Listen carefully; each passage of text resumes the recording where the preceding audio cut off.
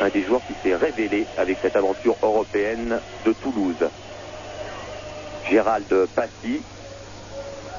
Voilà du gauche qui ouvre pour Yannick Stopira. Ah oui, bien récupéré par Jean-Philippe Durand sur le côté droit.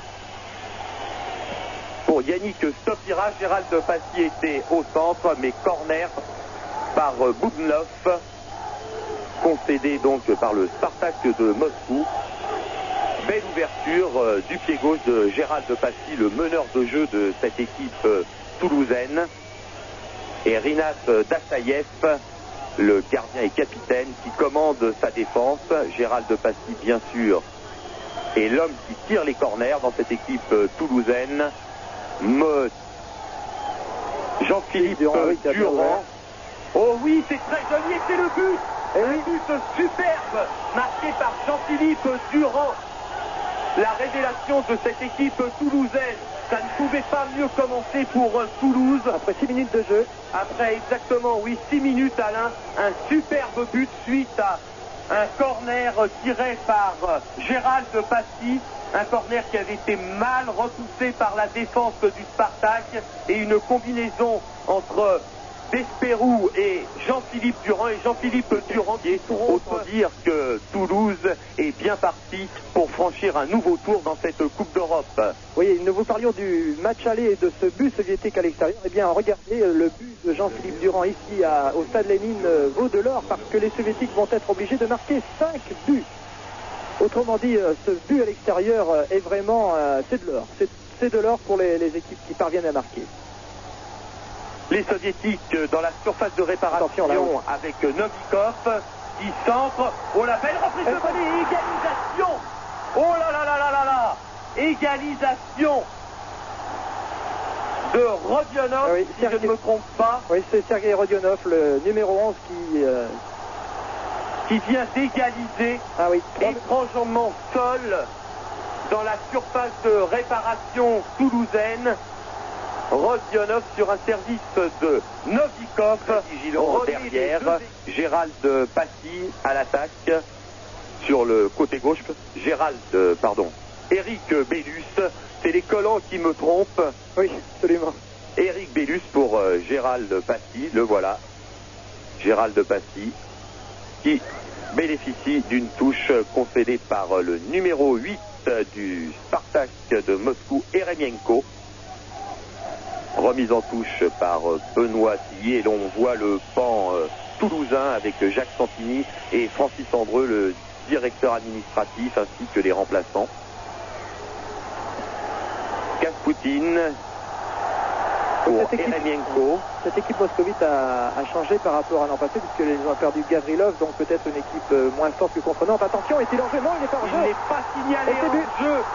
Non, l'arbitre de touche, M. Testa, a fait signe de jouer, effectivement. Et oui, et ben c'est un deuxième but marqué par le Spartak de Moscou. À la 18e minute. Deuxième but, on le revoit, alors que les Toulousains croyaient à un hors-jeu. Eh bien, c'est un deuxième but pour le Spartak de Moscou. Alain, on le revoit une troisième fois, marqué par Rudakov, le numéro 10, alors que les Toulousains croyaient au hors-jeu. Mais ça rate. Trop long, l'ouverture de Pierre Espanol. Et c'est les Soviétiques avec Kayoumov, Rudakov, Kayoumov, Rudakov toujours, qui va remettre en jeu. Non, qui donne à Kayoumov, qui redonne à Rudakov. Devant, oh là là là. Oh, l'erreur de la défense toulousaine qui a regardé encore, qui a regardé jouer les Soviétiques, incroyable. Et c'est le troisième but marqué pour le Spartak de Moscou par le numéro 9, par le numéro 10, Rudakov, si je ne me trompe pas, Alain. Je revois l'action comme vous. Non, c'est le numéro 11, Rodionov. Sergei Rodionov qui marque. Rodionov qui marque le troisième but du Spartak de Moscou. 3 C'est un à petit peu comme 1. au basket. Les soviétiques sont tellement mobiles que les Toulousains sont amenés à faire des fautes. Alors les fautes, il faut les faire avant la surface de réparation, bien sûr.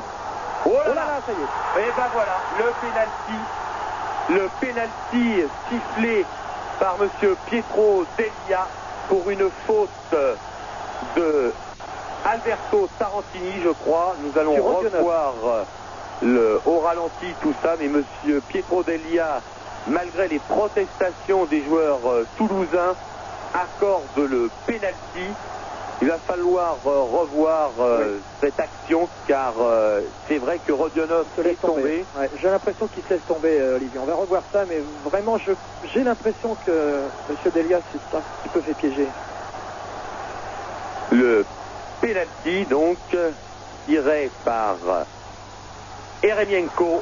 4 à 1 pour le Spartak de Moscou. 4 à 1 pour le Spartak de Moscou. La joie de Rinat Lassayev. Le Spartak de Moscou est actuellement qualifié pour les huitièmes de finale de cette Coupe d'Europe de l'UEFA. Ah, je vous le disais, ce but était tellement important pour d'un côté ou de l'autre. Et là, les Soviétiques qui faisaient une pression terrible depuis un bon quart d'heure sont parvenus à leur fin. Ils ont marqué ce but. J'imagine l'état d'esprit qui doit régner. Gérald Passy, malheureusement, qui voulait essayer de servir Yannick Sopira, mais ce sont les Soviétiques qui ont réussi à se dégager. Et là, une nouvelle action très très dangereuse, partie à la limite du hors-jeu.